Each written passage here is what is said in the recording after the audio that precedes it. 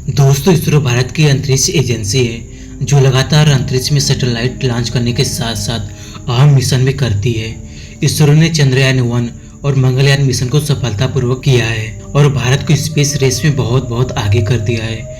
पर सभी space mission को समय पर पूरा करने वाली इसरो को अपने ही सबसे महत्वपूर्ण मिशन में लगातार देरी हो रही है। पूरा भारत इस मिशन की एक आस देख रहा है, पर लगातार देरी से लोगों की उम्मीदें भी कम होने लगी है। मैं बात कर रहा हूँ भारत की सबसे महत्वपूर्ण मिशन गगनयान मिशन की, जिसके तहत 3 या 4 अंतरिक्ष यात्री अंतरिक्ष में पहली बार जाएंगे और 7 दिन वही रहेंगे। यह मिशन संपूर्ण भारतीय इतिहास के लिए अहम होगा। अगर भारत इसे पूरा कर लेता है तो वह विश्व का चौथा देश बन जाएगा, जिसे अपने ही रॉकेट से और अपने ही जमीन से अपने ही नागरिकों को अंतरिक्ष में भेजा हो। दोस्तों, आइए जानते हैं कि साल 2006 में जब गगनयान मिशन की शुरुआत हुई थी तो आखिर 2022 तक इसे लॉन्च क्यों नहीं किया गया।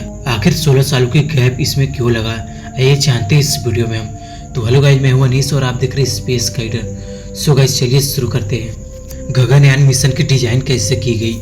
गगनयान स्पेसक्राफ्ट 2 मॉड्यूल से मिलकर बना है, जिसमें पहला मॉड्यूल क्रू मॉड्यूल और दूसरा मॉड्यूल सर्विस मॉड्यूल है। इन्हीं दोनों मॉड्यूल्स को जोड़कर एक कैप्सूल बनाया जाता है, जो कि एक विशालकाय रॉकेट में फिट किया जाता है। अगर बात की जाए क्रू मॉड्यूल की, इसका वजन लगभग 5300 किलोग्राम का होता है। यह अपने अंदर life support system, environmental control system भी रखा रहता है। इसके अलावा इसमें मिशन अवार्ड सिस्टम भी रखा हुआ होता है, जिसे रॉकेट लॉन्च के दौरान पहले और सेकंड स्टेज में एक्टिवेट किया जाता है। सर्विस मॉड्यूल, यह लगभग 2900 किलोग्राम का होता है। सर्विस मॉड्यूल कई तरह के लिक्विड प्रोपेशनल फ्यूल्स को ले जाते हैं।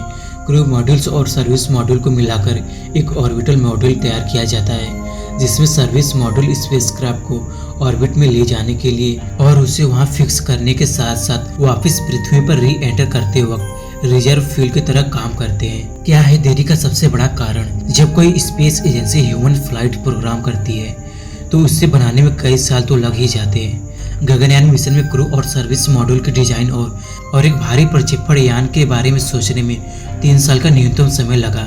उसके बाद बजट और फंडिंग में देरी हुई और साल 2013 में इसे फाइनल किया गया। साल 2014 में सबसे पहले इसके क्रू मॉड्यूल की टेस्टिंग की गई। इस टेस्ट के सफल होने के बाद साल 2018 में इसरो ने गगनयान का पैडल ओवर्ट सिस्टम टेस्ट किया, जिसमें इमरजेंसी या रॉकेट फेलियर्स के वक्त क्रू मॉड्यूल को तुरंत ही रॉकेट से डिटैच किया जा सके। यह ठीक वैसा ही होता है जैसे एक फाइटर फ्लाइट जेट में इंजेक्ट होता है। गगनयान मिशन की ट्रेनिंग, रॉकेट ऑर्बिट मॉड्यूल और सभी तरह के टेस्टिंग के बाद अब गगनयान के लिए हमें एस्ट्रोनॉट को भी ट्रेनिंग देनी थी। साल 2009 में ही सरकार ने एयरफोर्स के पायलट को चुनने लगी थी। धीरे धीरे कई फैसिलिटीज बनाई गई जहां ट्रेनिंग की शुरुआत हुई। माइक्रो ग्रेविटी और जीरो ग्रेविटी में ऑपरेट करना, लैंडिंग और स्पेस में रेडिएशन के प्रभाव को समझना, इन सभी ट्रेनिंग में शामिल थे। साल 2019 तक भारत में ट्रेनिंग करने के बाद 4 अंतरिक्ष यात्री चुने गए और उन्हें फिर रशिया में 1 साल के लिए एडवांस ट्रेनिंग के लिए भेजा गया, जहां उन्होंने अलग अलग प्रेशर्स और वातावरण में लैंडिंग करने के तरीकों को समझा। जंगल, नदी और समुद्र में लैंडिंग कैसे करनी है, इस पर भी जोर दिया गया।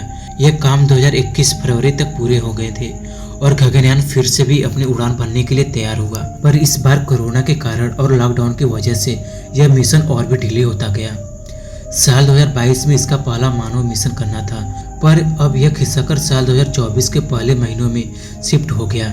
लगभग 2 सालों का एक्स्ट्रा समय हमें कई चीजों और बेहतर बनाने के लिए मदद भी करता है, पर अगर ज्यादा डिले होने लगी तो यह आने वाले मिशन के लिए सही नहीं होता।